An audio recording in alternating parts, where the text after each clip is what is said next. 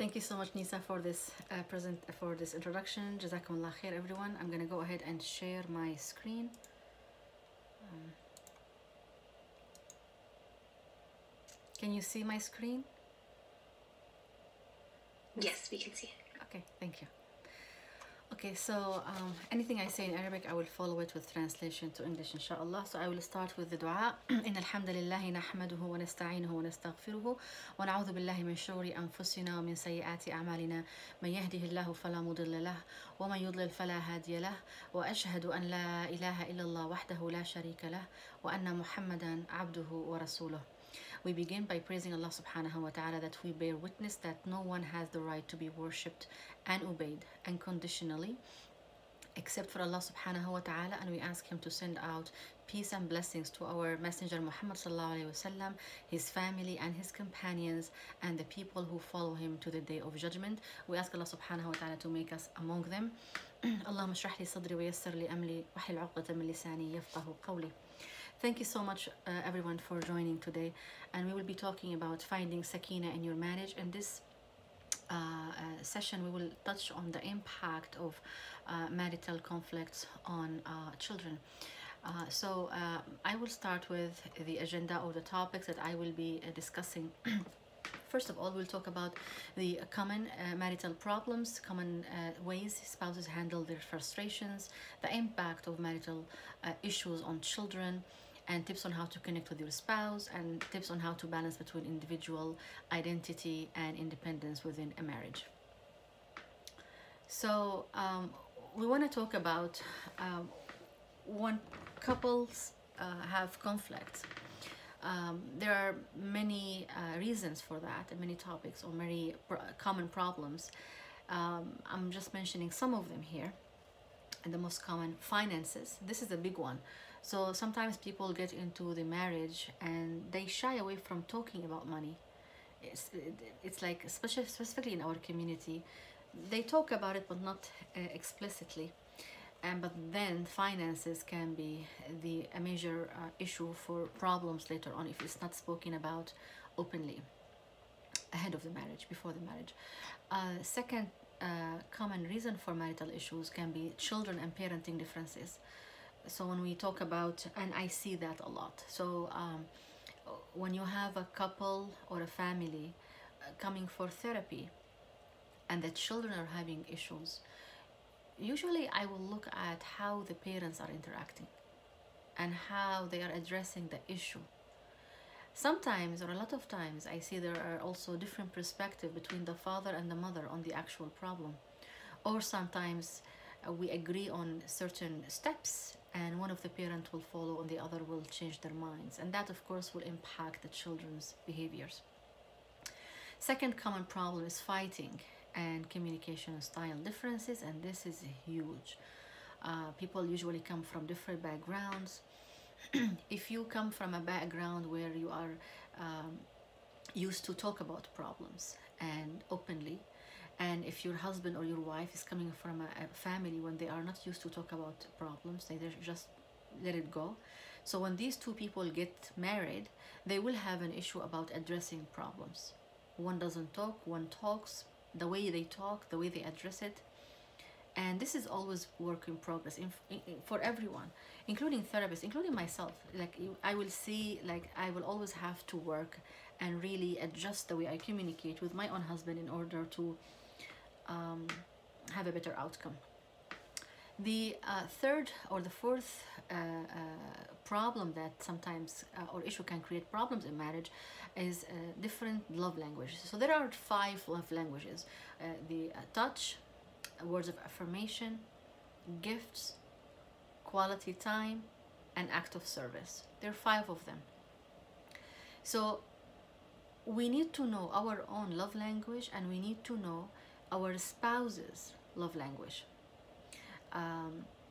So if my husband likes act of service and I continuously give him gifts, he is not going to interpret that as I am loving him. He will just think that I am just ignoring him, or maybe not really giving him what he needs. So it's very important to do this exercise with our spouses and to see what is their love language and what's your love language. And if you have a love language, if you like, for instance, touch, it does not mean that you give the same to your husband unless if it's their preference in love languages. So it's not because you like something, someone else will also like it. And we tend to give what we like to get, so we need to be careful when it comes to that. In-laws is a big also issue in our community. As Muslims, we keep ties, family ties, and we are always keen about silat al-rahim, or keeping the family ties. However, there are always way to draw boundaries and structure when it comes to in-laws, and sometimes we can, sometimes we can't, sometimes it's struggle. We know that parents, specifically mother, are held high in our religion and should be respected and treated well, but sometimes this can be taken to another level, which can jeopardize the relationship or the marriage, and some marriage actually fail because of that. So this is an important matter to discuss and to pay attention to, and for the both spouses to be on the same page. Last thing is intimacy, and this is also something that sometimes in our community we don't talk much about. A lot of Muslims grew up in families where they did not see their parents exchanging affection or hugs or kisses or something like that. And we are talking about affection, so that can you know, transfer to your marriage, and maybe you will be in the same page with your spouse on frequency, time, methodology. This and people sometimes shy away from talking about it. I think it's important to have an open communication of spouses, so we are happy in our marriage, because at the end of the day we want Sakeena, tranquility, peace, and we want to come to a safe place at home. We don't want to come to a toxic environment. So we want to remember a couple of things. One thing is that a lot of men get angry. However, a lot of women get really sad and they worry. So it doesn't mean that women don't get angry or men don't get, but this is, I'm talking about the research, the findings. When it comes to anger, sometimes men can show symptoms of anger, but there's always a feeling underneath that anger.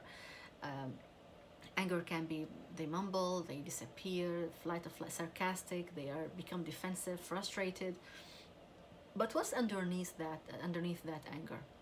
It can be sadness, sense of abandonment, sense of loneliness, disappointment, whatever it is that's triggering that anger. So we need really to explore that. Women in general, they like to talk about it. Of course, again, not everyone, but a lot of women like to talk about what's going on and express how they feel. Men in general, not all of them, but a lot, they get frustrated, and they get frustrated talking about it. So when the woman and his wife comes to him and tell him, we need to talk, oh, that's an alarm sometimes for men. So this is something to keep in mind. Women sometimes have like a support network around them. They can talk to, for instance, I can talk to my therapist, I can talk to my best friend, I can talk to my sister. Men usually keep things to themselves, and sometimes a lot of cases men don't like to get emotional support and don't want to give it in some cases. So this is something to think about. So the way we express our feelings as women, it's different than the way men express their feelings, and again, the emotional support is different between the two of them. When it comes to anger, we need to really understand what anger is all about, and it's hard sometimes, you know, when someone is really being so angry and yelling and screaming in front of you, you might get triggered, and of course there's ways to handle that, but sometimes we fail, and that's okay. There's always another time to try. So for a man, we encourage or advise that try to explore what's underneath that anger, express it, and try to create like a pause. Take a pause and take a minute, a break. Not to disappear and just, you know, you can, for instance, come to your spouse and tell them, I need a break, I need a half an hour or an hour, and I will come back. So the other person knows that he or she will come back to discuss. You cannot just disappear and not come back, or don't know when are you gonna open the subject again. For women, I think it's important for women to think about this and not to match your husband's anger. It can be challenging. Someone in front of you yelling and screaming and saying stuff. You don't want to match the anger. And this vice versa. If you have a wife who's always angry and you are quiet, you don't want to match her anger. That goes both ways. So one is activated, the second one maybe wants to back down. If both people activated, that can be a problem. One thing also, something else that is important, that maybe to get to the underlying emotion with men, is to talk to him like you love him while in this situation. I know it can be challenging, and you can be mindful of that or prepare for it, but try to talk to each other. This goes both ways. You talk to her like you love her, and you talk to him like you love him, and that might soften the atmosphere. And I will give more tips moving in the following slides. Women sometimes they retain angst, they second guess themselves, and they might retain anger or frustration for longer time than men. So that's something also we need to be aware of. The research shows that for the most part. So when you have marital conflicts, that can affect definitely your health. Like if I have an issue and at home, sometimes I cannot go to sleep. I cannot sleep. My sleep will be interrupted. People might have acne, anxiety, depression. That's a lot. You see that a lot in couple counseling.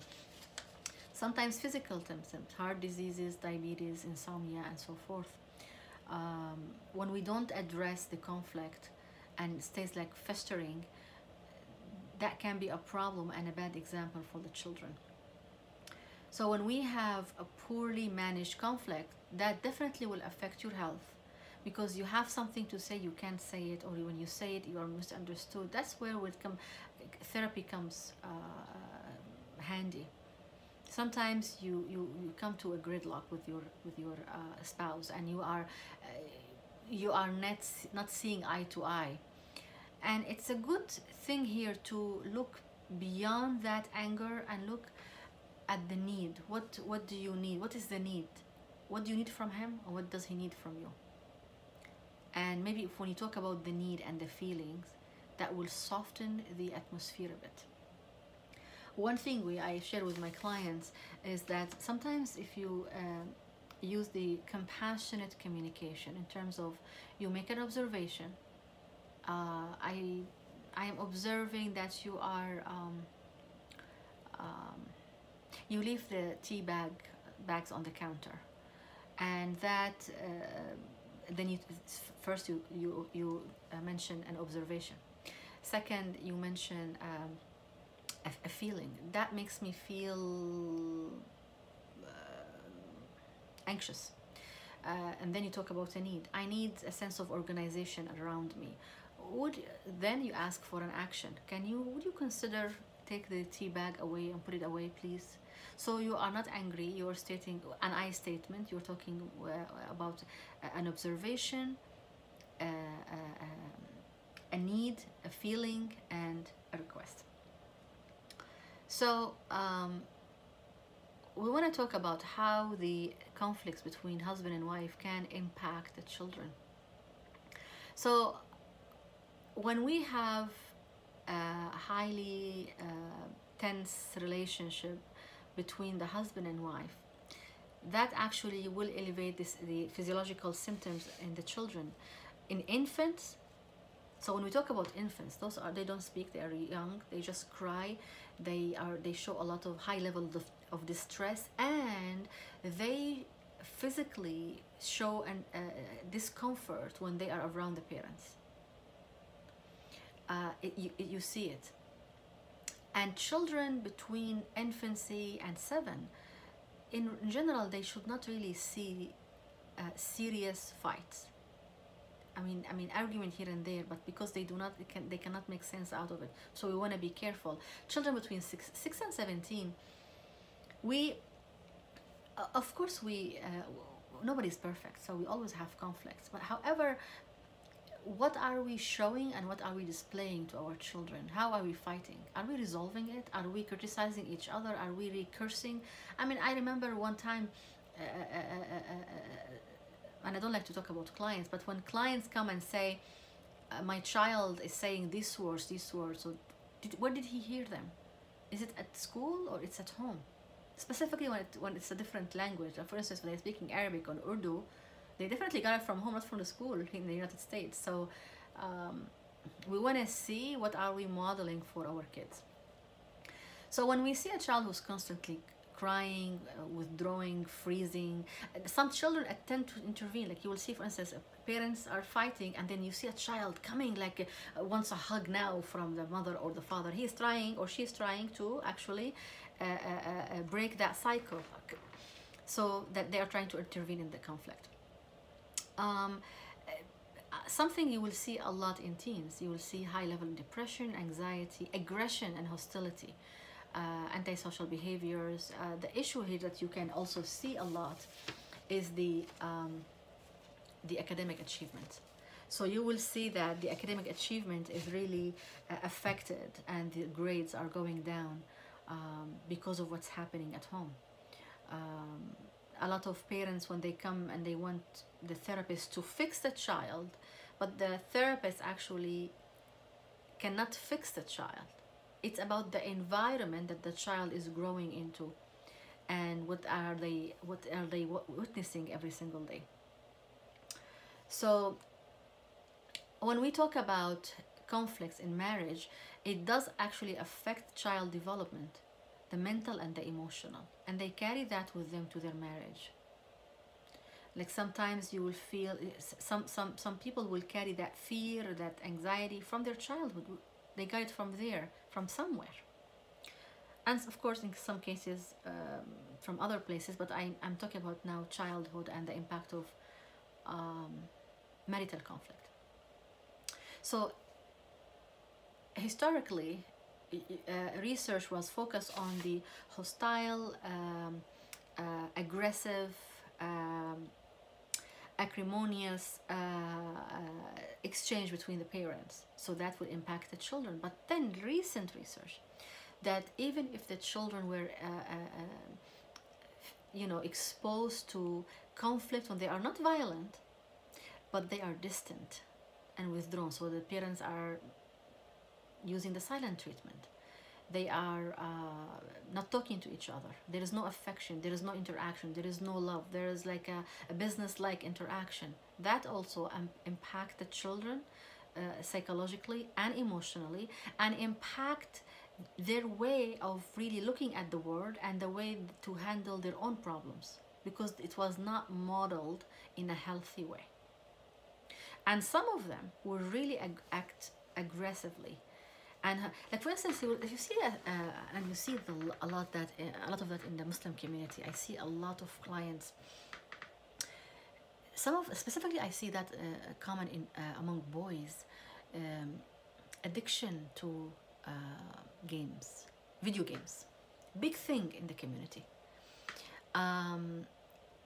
Teens locked in their rooms and they will not get down. We understand that teenage years are critical years. Children are developing, but how are we as a family, as parents, contributing to that? Did they reach 16 and 15 and they are already fed up with both of their parents? So now they're done, and I am older, I'm gonna lock myself in the room, no one is gonna get me out, I'm not gonna have dinner with you, I don't want to talk with you, I hate you, whatever these things that you hear, with different levels, of course, but where is this coming from? So we want to explore that. So the research, there is a research about how the conflicts are, or how the children are affected by the conflict, and it's determined by several things. I just mentioned here some. So how do the parents really express and manage the conflicts? So do they scream? Do they yell at each other? So if there is an abusive situation, that will be dealt with differently. If people are hitting each other or there's domestic violence, that's a different story. I'm talking about just people are fighting and having some argument inside the household. It's not bad for the children to see that parents can fight and they can have conflict. It's how they fight and how they resolve or not is the issue. Because no one is perfect, and it's okay to have conflict. It's okay to really expose children to how life is. Sometimes we agree, sometimes we disagree. That's fine, that's normal. But how we do it is important. So, how did we manage the conflict? Did we talk about it? Did we come to a compromise? Was there an apology? Or did people criticize and curse each other? Slam the door and that's it, no one is talking about it. This is different than that. Also, there is another thing that we need to watch for. Did the children feel threatened by the parent while they are fighting? Like for instance, if one of the parents screamed in the middle of the fight, "I'm gonna leave you and the children," and mention, so are we giving them a message that we are leaving, we are abandoning them, we're gonna harm them, we're gonna because we cannot say, and I hear that also a lot in our community, "Oh, I was just mad and angry and I said stuff, but I don't mean it." No. The Prophet said that you are accountable for what you say. He did not say, if you are angry, go ahead and say whatever you want. Remember that hadith with Mu'adh ibn Jabal? إنما يكب الناس على وجوههم من حصائد ألسنتهم. People go to hellfire sometimes because of what they said. This is a hadith. The Prophet said often, لا تغضب, لا تغضب, لا تغضب. Don't be angry, don't be angry, don't be angry. 3 times. And he had a lot of instructions for us. If you are standing, sit down. If you're sitting late, go to pray, make wudu. You know, just to kind of cool. So he never actually encouraged expressing anger in the way that sometimes we see it. Even in the Quran, Luqman talking to his son, and he was talking about أخفض من صوتك, you know, speak in a lower voice. He was saying that, and we are all guilty of not doing that sometimes. So we need to remind ourselves, and this is a reminder for myself first and for everyone. One thing is also important is if the mother and the father are fighting, if it's about the child, it should never ever be in front of that child or the children. Like, this is the one thing that we really wanna not do. Like, you don't want to fight about the child. Like, for instance, I want to take him to Sunday school. No, you are not going to take him to Sunday school. And then fight back and forth. And this, you see that because sometimes in the same household, people, they practice differently or a different level. Okay, but this kind of argument should be settled aside and away from the children. The children should not witness that. That's a very important thing, when the child witness their parents fighting about them. So when we talk about managing the conflict, it's extremely, extremely important to understand or to manage, to have a conflict management skills. And sometimes in some companies they give you courses about that, to manage, conflicts in general. But this can be applied to your own personal life, because some of the stuff are very universal. So when we have destructive conflict management, a husband that will always threaten his wife with a divorce every single day. They fight, you're divorced. You know what I mean? I'm gonna do this, you're divorced. Then there's a sense of insecurity, there is violence. If the wife is always also threatening, I'm gonna leave, I'm not, so the children will get the sense that there is no security, there is no safety, I don't know what's gonna happen, unpredictability, aggression. Silent treatment is another one, by the way. When we are talking about the parents will go for 3 days, they don't speak to each other. That's also a sense of like aggression. That will affect the children, definitely. And then when they grow older, when they get married themselves, they will have issues, because this is what was modeled for them when they were younger. When we have constructive conflict, for instance, people fight. Sometimes people, yell and scream, but then at the end, if they say, okay, I'm sorry, let's do this instead, let's compromise. Then when the children see this, then they learn how to normalize, regulate themselves, and they will be at a less risk of psychological and emotional problems. There is one thing also we need to point out here, that when the child sees the parents fight and see what happens when they're telling each other and how they are looking at each other or screaming or the words they are using, then the child will assess his or her relationship with that parent. So for instance, if you have a father who uses foul language, for instance, or you have a mother who hits and screams and yells and okay, and the children see that, then they will assess their relationship with the father or the mother, their closeness. Is it safe to be around dad? Is it safe to be around mom? And when I talk about safety, I do not mean only physical safety. I'm talking about emotional and psychological safety, and this is more important. I'm not saying that physical safety is not important. It is important, but emotional and psychological safety. When someone tells me, I need to go to the closet because this is a safe place, what does that tell you? That means the rest of the house is not clear, it's not safe. Not because they're gonna be beaten up, but because of the emotional turmoil that they go through seeing the conflict, or the way they interpreted seeing the conflict and the impact of that on them. That's very important. Okay, so now we want to touch base on how, and it's 2 o'clock, I think I need to, okay, I'm gonna try to hurry up. So in order to have a family, we need to establish a good marriage. We cannot build on a very shallow foundation. So Gottman talks about, he is a researcher, he is a therapist, and he interviewed thousands of couples in his love lab. And he came up with signs on how he predicts a couple will divorce. And you cannot sense when people come to a therapy session, you cannot tell from the beginning, not 100%, but you cannot predict that this marriage is where is it going? The more experienced you are, the more the more you see people, therapists, you cannot tell. So first of all, the harsh startup. So instead of being soft and kind, I would like you to take this cup, put it in the sink or in the dishwasher. I will come and say, why did you, attacking. So this is a harsh startup. The second sign is the 4 horsemen, and it's important to point this out. First, criticism. So when we talk about problems, instead of saying what you said bothered me, you're just criticizing the whole person. You are such a bad person. You are such a failure. That's criticizing the character. Contempt. When I talk to other person in sarcasm and I put them down and I'm superior, that's something. Defensiveness. So when I'm addressing something, instead of, okay, let's talk and sit and talk about the problem, let's resolve it. I didn't do it. No, I didn't, being defensive.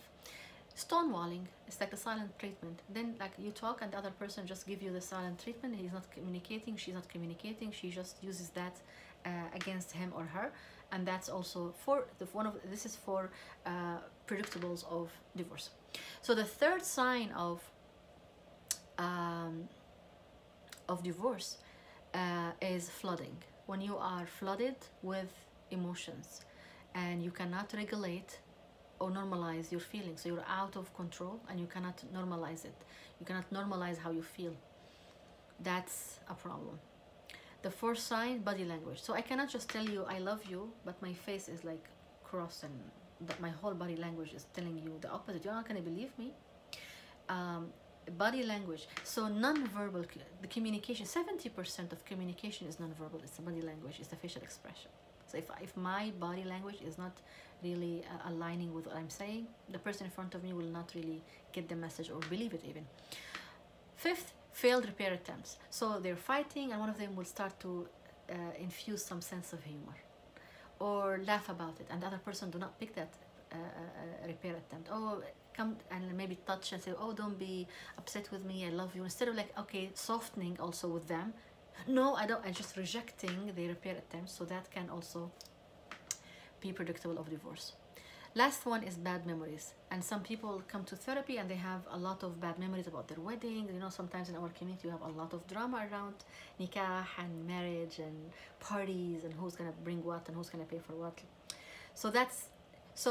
But if we have a solid marriage, we will be able to forgive these bad memories or sometimes reframe them. But provided that we're having a healthy communication and interaction with our spouses. So how do we enhance the love language between the couple? We want to enhance the love map. So you want to be curious about your partner. So you want to, for instance, come from a place of love instead of a place of fear or criticism. You know, instead of why did you do that, or you want to ask, or how do you feel, or the softer start and kind of explore what's going on instead of assuming and drawing conclusions. Try to nurture your fondness and admiration in terms of tell each other, like people like to know that they are loved, they are beautiful, or he's handsome. I'm there for you. I take care of you. I pay attention to you. I'm taking care of certain things for me, related to me, for you.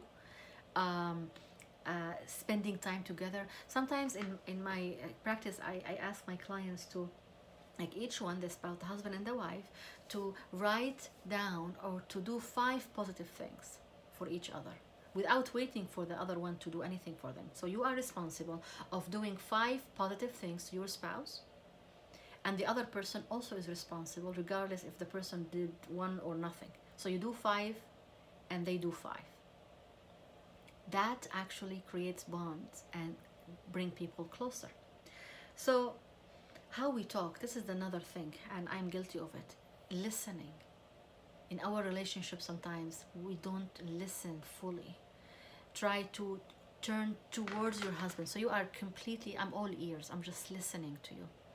And sometimes what we do is just we jump to advice. And the people, sometimes the person telling you the problem, they don't want an advice. They just want you to listen. Just listening, your presence, your comfortable presence can be enough.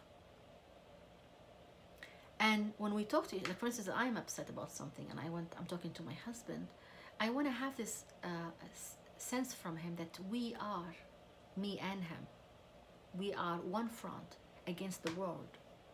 We are together, you know. Do we give that to our spouses? Do we give that sense to them? And we need to receive it also. The thing is, when you are in pain, like if I love someone, my husband, if you are in pain, the word stops for me and I just sit and listen. And the husband also needs to give the same thing to his wife. Do we do that? It's like putting the relationship, our relationship, as a priority. We listen to each other. We love each other. We work on being one team when we are faced with any struggle or with any issue. Do we do that? Sometimes if we did not see that in our family of origin, it might be a challenge for us to do it when we are in our marriage. So it's our responsibility to learn how to do it. Okay, so not seeing that is a challenge. That's why we're talking about it, not to do that in front of children. But if we did not experience, a lot of people, few people really witnessed resolving anger and conflict in their family of origin in a healthy manner. Few people, unfortunately. So it is our responsibility to learn that and to seek help when needed. So let your partner influence you. It's okay to, for instance, and I mentioned that before, when I got married, I like to pray Isha late. My husband likes to pray it early, and then times goes on and I started now to pray early with him. And he did tell me that, oh, okay, so now you're doing like me. And yeah, I did. It's okay to let your spouse influence you, and really talk about it favorably. Like, you can say, no, I did not follow you, I just decided. When I can be a pain like that, but the fact that I needed to really accept the influence and make it an opportunity for bonding. And sometimes we miss that, everyone, including of course myself. Again, last one is solvable problems. I know that I need to okay, I think we are in good in time. So there are two types of problems. So perpetual problems and solvable problems. Perpetual problems, when it's a problem that's been there since we got married. For instance, the husband goes to the bathroom, put the seat up, he never puts it down, she gets mad. So this is a perpetual problem, always happens. Solvable problem is something like for instance, I want a blue car, or he wants a green car. If he get the green car, if I get the blue car, problem is solved. That is something that you can solve.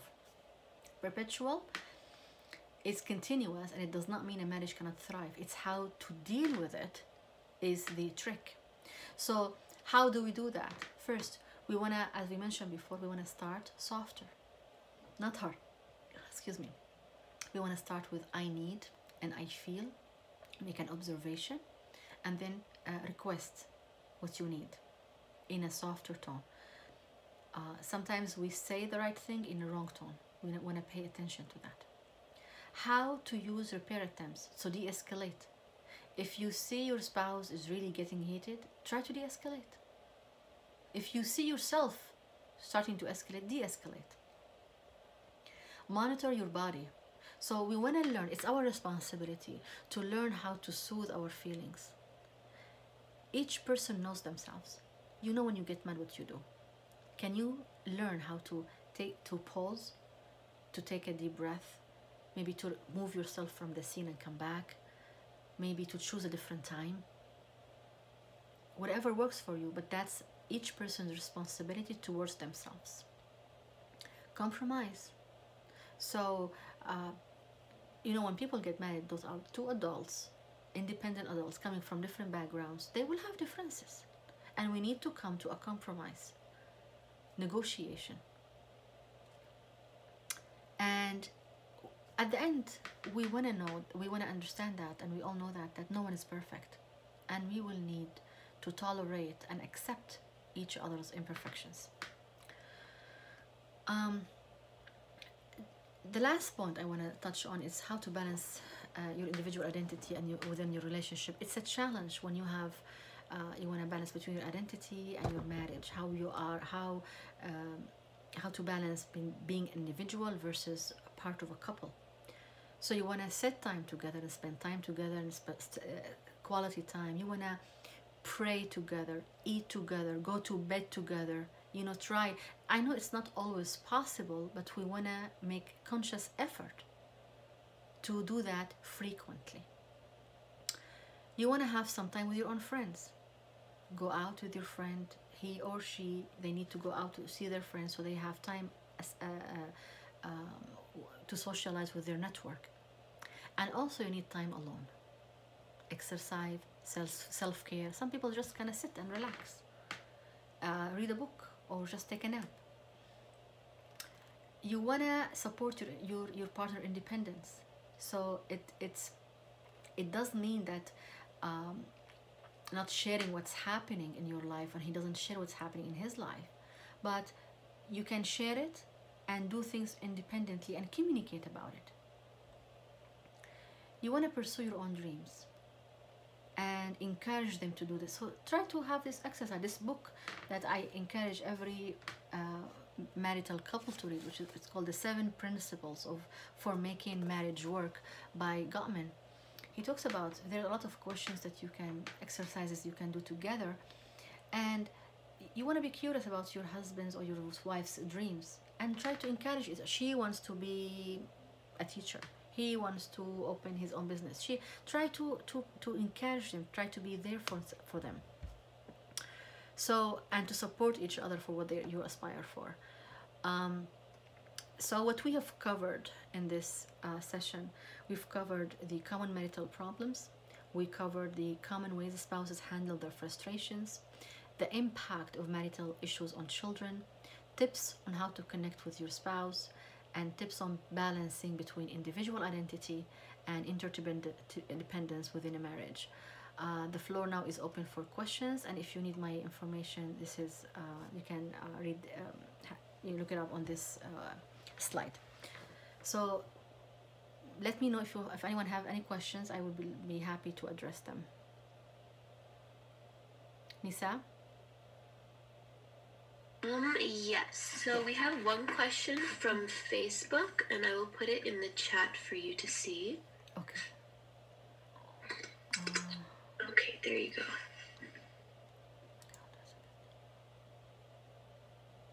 Okay. Is keeping quiet with one being scared will result in... Okay, so the question is, in keeping quiet due to one being scared to say something that will result in further conflict, same as stonewalling? That's a good question. So it can be, and in some ways, or in some ways it cannot be. It depends on the situation. However, my question is, why the person is scared? What are they scared of? Are they scared of being physically harmed? Or are they fearful of being criticized, yelled at? What is it? I think it's better to talk about it and to express yourself rather than being quiet. You can take a break. Sometimes, and I think it works, like sometimes if the other person that you're talking to is loud and forceful, so they kind of leave you, like you said, scared. You want to gather your, you want to work on yourself to strengthen yourself. So when you come back and talk, and a therapy can help you with that. Because sometimes we need to rehearse and talk about these issues with someone, and then we kind of gather our strength and come back and talk about it. So being quiet and not responding to the other person can be stonewalling. But stonewalling is even more than that. Stonewalling, like you go prolonged time without talking to the person and not responding to their communication. But I feel that this is a little bit different. I think this is more like it happens not because of I intentionally don't want to talk to you. The person is scared. That's a different approach. When you are, okay, the other question is, let me just finish this first one. So when you are intentional, and I intentionally don't want to talk to you, I'm not going to talk to you. This is stonewalling. But when I'm scared, that's a different thing.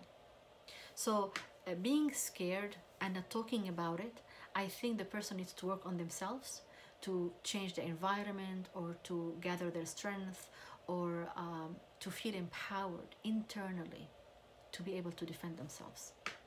Provided that, I hope there is no domestic violence, because if there is a domestic violence, that needs to be addressed immediately. The second one is, how do you fix bad communication habits without causing a fight? So start with yourself.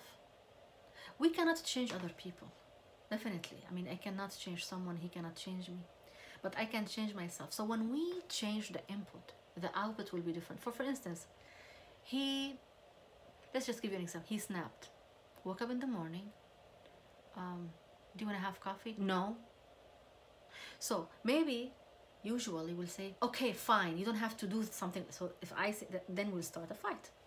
But if you change the way you interact with the person from the beginning, some people are grumpy in the morning.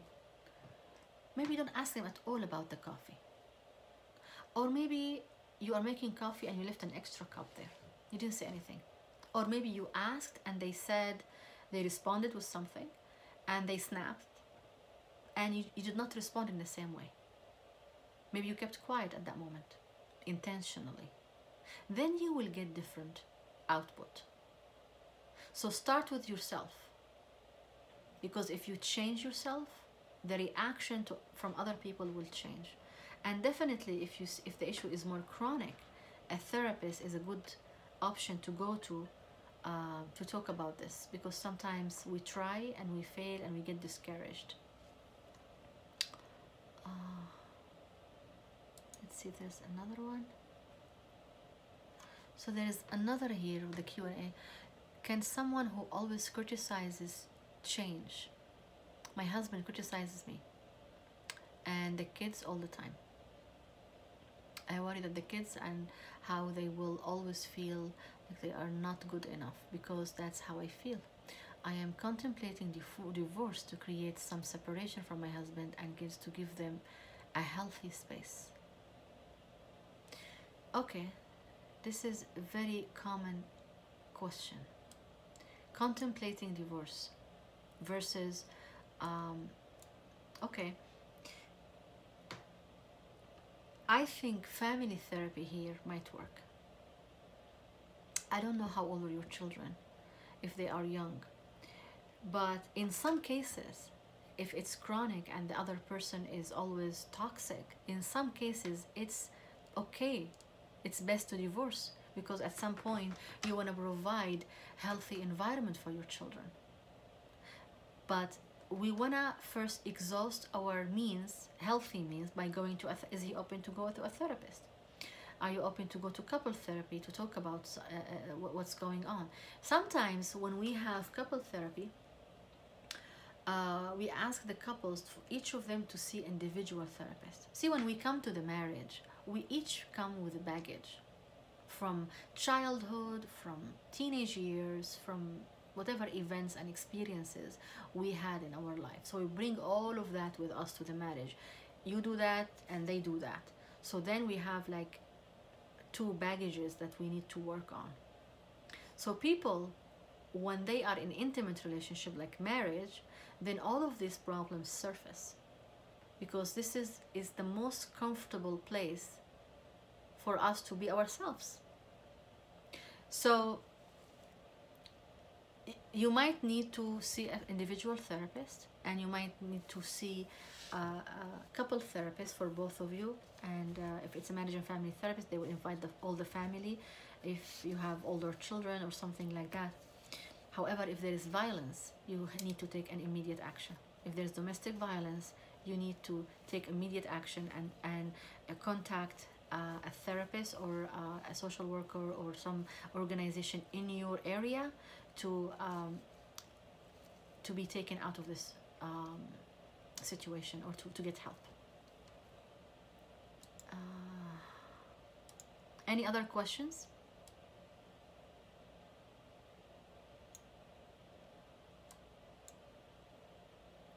I don't see other questions. Nisa? Yeah, I don't see any either. So unless you have any other final comments, we can share our upcoming events for next week and we can end the session. Okay, so I will go ahead and just say that may Allah subhanahu wa ta'ala protect all your families and give us peace and tranquility and home. I want to say that it all starts with ourselves, with parenting, with relationship with our husbands or our wives. It's all about controlling our own emotional reactivity. We cannot change people, but we can definitely change ourselves. May Allah subhanahu wa ta'ala give us the strength and the blessings to be able to have self-reflection and to strive to have a better version of ourselves. Jazakum Allah khair. Thank you so much for having me, and inshallah until next time, I wish you all a peaceful evening. Assalamu alaikum.